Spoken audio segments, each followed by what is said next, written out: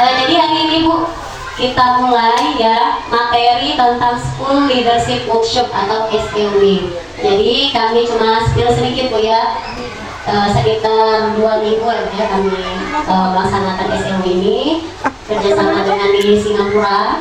Jadi ini 25 orang kami kemarin, 25 orang, dan di sini belajarnya itu sama dosen-dosen di Singapura. Nah sekarang kita mau lihat itu kok ngaku sih kita Indonesia ini malah belajar sama luar gitu ya. Nah itu kok sekarang jadi kita belajar ya. Nah sebelum kita mulai kita ice breaking dulu ya. Boleh berdiri semuanya Bu. Iya. Saya tahu, saya mampu, saya bisa.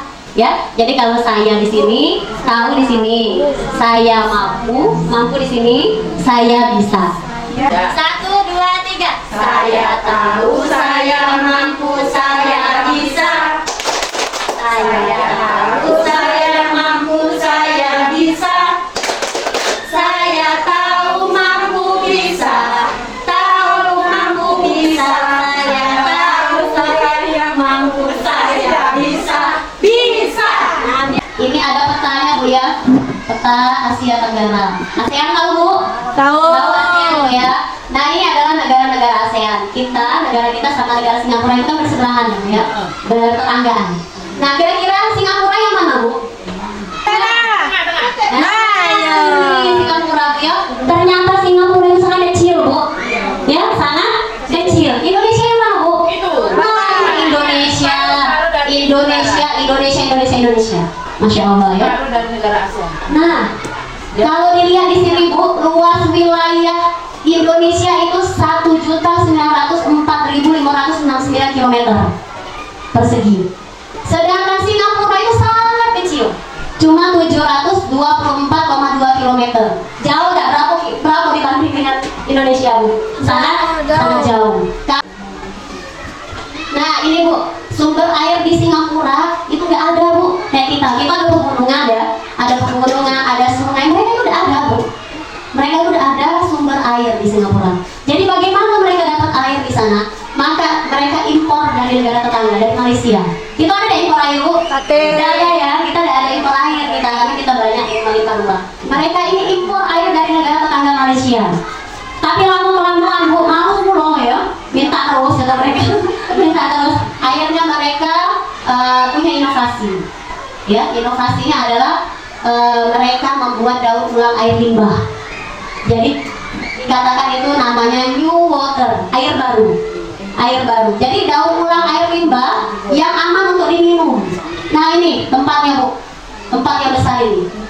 Ya, ini gedungnya. Gedung untuk tempat daur ulang air yang dari limbah mereka itu lah. Iya ya. Iya Bu. Jadi dengan teknologi nano apa namanya itu ya. Jadi air jadi bagus lagi sampai airnya itu bisa diminum lagi. Dari situ loh mereka dapat air minum. Iya. Apa? Indonesia itu merujuk belajarnya ke Singapura. Salah satunya alasannya karena ini. Nilai PISA itu adalah program for international student assessment. Bahasa kita tuh asesmen internasional atau penilaian internasional. Secara penilaian internasional, kalau diurutkan di negara ASEAN, itu negara Singapura nomor 1. Mereka itu pendidikannya nomor 1. Pendidikan nomor 1. Di mana Indonesia? Di mana Indonesia Bu? Lihat enggak Bu? Nomor 6. Indonesia dibanding negara ASEAN. Anak Indonesia itu urutannya di nomor 6. Sedangkan Singapura di nomor 1. Nah, ini sedikit tentang model pendidikan di Singapura Ibu.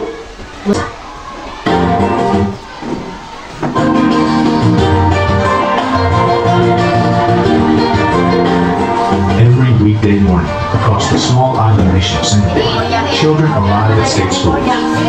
While the children come from different economic and cultural backgrounds, they are all offered the same quality of instruction. With 20%. Kalau yang ibu-ibu lihat, kira-kira apa yang bisa kita ambil pelajaran dari pendidikan di Singapura tadi Bu? Nah sudah canggih ya, sudah pakai ini. Kita bisa nggak kira-kira jadi Bu? Bisa. Ya, Nah ini hal yang bisa kita pelajari ya. Jadi mereka itu fokus pada kualitas dan standarisasi. Jadi mereka itu kurikulumnya terstruktur. Mereka pun SD-nya sama kayak kita 6 tahun. SD-nya 6 tahun. Terus mereka SMP, SMA itu gabung. SMP, SMA itu 4 atau 5 tahun.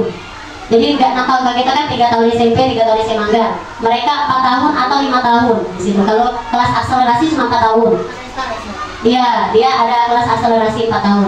Nah setelahnya mereka tidak langsung kuliah Bu. Ada namanya pendidikan prakuliah 2 tahun. Ya, 2 tahunnya itu ada khusus pendidikan prakuliah 2 tahun. Iya, setelah itu baru kuliah. Nah, ini materi yang saya pelajari kemarin Bu tentang leading change, leading resilience, leading strategik, dan leading innovation. Memimpin perubahan, memimpin ketangguhan, memimpin strategi, dan memimpin inovasi. Ini juga untuk guru, yaitu guru sebagai pemimpin pembelajaran. Apakah nanti kita bakal digantikan oleh robot? Bisa jadi. Kira-kira bisa digantikan oleh robot beberapa tahun yang akan datang, Bu? Bisa. Bisa nggak kira-kira? Bisa jadi. Bisa tidak? Bisa kalau kita tidak memberikan pelayanan terbaik untuk siswa. Iya. Ya, kalau kita tidak memberikan pelayanan terbaik untuk siswa, kita tidak hadir bagi siswa, maka kita bisa digantikan robot oleh mereka. Ya, tapi ya dikatakan oleh mereka kemarin, kita itu tidak akan tergantikan oleh mereka. Karena apa? Robot itu tidak bisa nyentuh, ya. Mereka tidak punya apa? Tidak punya hati nurani, tidak punya perasaan. Tapi guru punya perasaan yang bisa dilimpahkan ke anak-anaknya. Jadi guru insya Allah tidak akan tergantikan oleh robot. Asalkan apa? Asal kita memegang peranan kita sebagai guru tadi, ya. Kalau gurunya udah pernah datang di kelas ya, dia malah ada penting gurunya itu ya. Tapi kalau kita ada untuk anak, insya Allah tidak tergantikan. Nah ini leading change atau perubahan. Nah ini Bu, contoh sekolah yang mengalami perubahan drastis. Ini sekolah namanya Sekolah Kebangsaan Ulu Lubai di Sarawak, Malaysia ini sebenarnya Bu ya, bukan di Singapura, di Malaysia. Nah ini sekolahnya ini di tengah hutan Bu. Sekolahnya di tengah hutan. Nah ini di tengah hutan. Ini adalah kepala sekolahnya, namanya Pak Jaul. Nah Pak Jaul namanya Bu. Jadi Pak Jaul ini sebenarnya guru di sini dulu. Guru di sini, pas dia datang ke sini, itu sekolahnya itu nggak ada muridnya sekolahnya, saking tertinggalnya di sini. Tapi dengan usaha beliau, kemudian beliau diangkat jadi kepala sekolah, beliau mendorong guru-gurunya untuk bangkit, untuk berubah, maka sekolah ini jadi rujukan orang untuk belajar. Nah kita lihat Bu ya videonya ya. Dimas Sekolah Kebangsaan Ulu Lubai di Sarawak adalah bukti sekolah kedalaman juga boleh mencapai keseimbangan. Biarpun ia hanya sekolah sederhana dan kemudian menggunakan kayu, keseimbangannya bukan saja menyebabkan sekolah ini terkenal di seluruh negara, malah turut dapat diterapkan pertumbuhan pendidikan, saintifik dan kebudayaan pertumbuhan bangsa bersatu UNESCO dan di tingkat kementerian. Sekolah dengan 30 murid dapat jadi mulai dari itu tadi Sekolah Kebangsaan Ulu Lubai Bu ya. Jadi mereka dari yang awalnya ditutup kemudian buka lagi, guyur, akhirnya ada siswanya, akhirnya mereka menjadi sekolah rujukan, gitu ya, sekolah rujukan dan mendapatkan penghargaan dari UNESCO. Karena kita memimpin perubahan yang efektif ini bisa juga di sekolah kita ya. Jadi salah satunya adalah dengan sesuai dengan kebutuhan masyarakat. Jadi kalau kita buat program di sekolah kita, kalau bisa program itu nanti siswa itu ketika terjun ke masyarakat itu dibutuhkan, gitu ya, skillnya itu, keterampilannya itu dibutuhkan di masyarakat, gitu ya. Kemudian yang kedua, perubahan yang efektif itu adalah memerlukan keterampilan interpersonal yang kuat. Jadi, bagaimana caranya kita mendapatkan keterampilan ini? Kalau kita guru itu sudah mengikuti webinar, ya. Kemudian ikut pelatihan-pelatihan. Sekarang pelatihan mandiri di PMM ada yang sudah sampai 10 Bu sertifikatnya. Ada yang sudah lebih dari 2? Bu, lebih dari 2. Kamu ada beda ya, lebih dari 2, lebih dari 5 ada? Gak ada. Ya. Jadi intinya kita ini Bu ya, yang namanya kita masih hidup, kita belajar sepanjang hayat, ya. Itulah tadi kita memerlukan keterampilan interpersonal yang kuat. Artinya keterampilan diri kita, ya, keterampilan diri kita untuk mengajar siswa kita. Ya. Karena siswa kita ini sekarang sudah Gen Z, ya. Jadi gurunya harus bisa lebih dari itu, gitu ya. Kemudian membentuk tim kerja. Jadi kalau kita mau melakukan perubahan di sekolah, maka kita bentuk tim, ya, bentuk tim yang solid, yang mau bekerja, yang sama-sama memiliki visi untuk perubahan, ya. membentuk tim kerja. Dan yang keempat adalah upaya perubahan yang berdampak pada hasil. Jadi kalau bisa kita mengadakan perubahan itu ada nampak hasilnya. Iya, jangan bahasa kita tuh anak-anak teh ayam deh, ya tahu ya. Maksudnya awal-awal kayak kita ini yang kayak gitu ya, cak iyonnya bahasanya. Tapi lama-lama kendor. Tapi memang seperti itulah sebenarnya, sunatulahnya seperti itu ya. Tapi itulah tadi perlu adanya evaluasi. Jadi ketika ada perubahan memang tidak lepas dari evaluasi, gitu ya. Kalau bagus lanjut, kalau tidak benahi apa yang harus diubah. Contoh kayak kita perubahan yang sudah kita lakukan mungkin sekolah kita bebas sampah plastik Bu ya, tapi ternyata sekarang ada kendor, benar nggak? Iya. Benar nggak sih? Apa perasaan kami baik? Benar ya. Jadi memang itu harus kerjasama kita semua, gitu ya. Perubahan itu harus kerjasama semua orang, tidak bisa satu orang, gitu ya. Kalau misalkan kami Dewi ada perubahan, bisa juga ya, dan bisa, tapi harus semuanya. Bibi kampian juga harus itu, orang tua juga harus kerjasama, benar nggak Bu? Iya. Ya kan, kita nak minta anak sekolah kita bawa wadah makan, sedangkan orang tuanya tidak aware dengan itu, gitu ya, tidak peduli dengan itu. Akhirnya anaknya tidak bawa, anak tidak bawa sudah akhirnya pakai plastik lagi. Bibi kantin ngerasa anak ada belanja di sekolah di sini, dan apa duit aku katanya kan? Akhirnya mereka menyediakan plastik lagi. Gitu. Nah jadi mari sama-sama, gitu ya. Ketika kita mau melakukan perubahan sekolah kita lakukan bersama-sama, gitu ya. Sekarang boleh lah ya kita minta pendapat Bapak Ibu semuanya. Perubahan apa yang akan Bapak Ibu lakukan untuk murid Bapak Ibu? Nah boleh, semuanya pasti mau perubahan untuk siswa kita, ya. Jadi silakan minta tolong bagi musik. Kita tulis Bu ya, kita tulis kira-kira perubahan apa yang akan kita lakukan untuk murid kita, ya. Cita-cita Bu, visi kita, ya, visi kita sendiri. Kira-kira apa yang ingin kita capai untuk murid kita?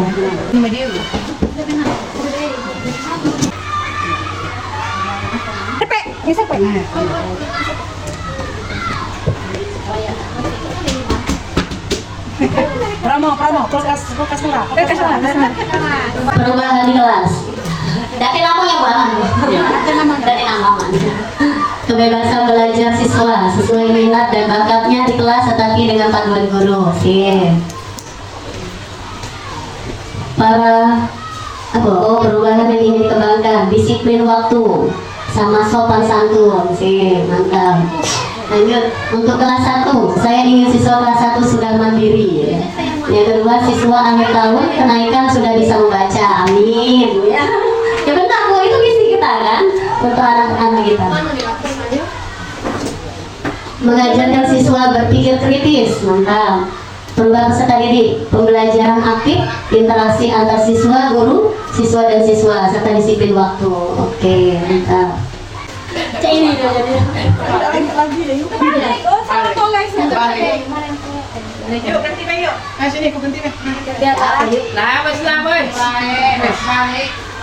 perubahan yang saya inginkan adalah supaya anak-anak bisa membaca pada tingkat dan disiplin waktu.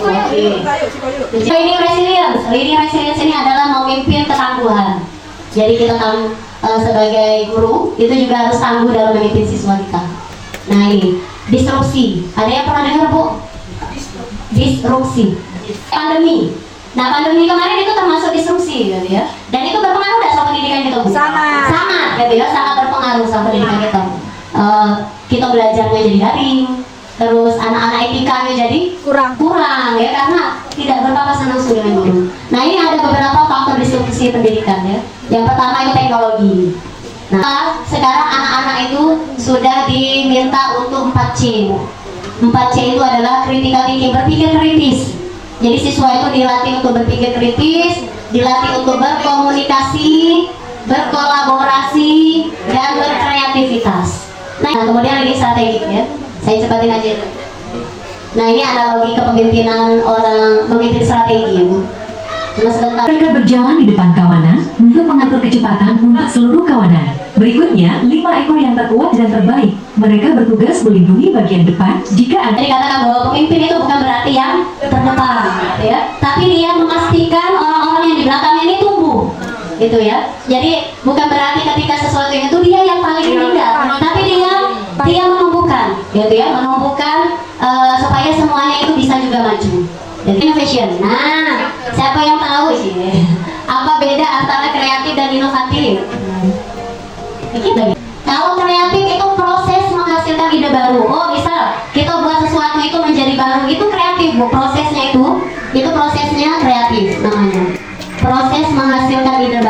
kreatif.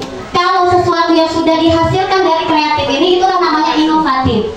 Jadi intinya tuh kreatif itu prosesnya, inovatif itu hasilnya. Mohon maaf apabila ada kesalahan, dan kepada Allah mohon ampun. Wassalamualaikum warahmatullahi wabarakatuh. Waalaikumsalam warahmatullahi wabarakatuh. Nah, ini terakhir, mari kita berinovasi untuk sekolah kita.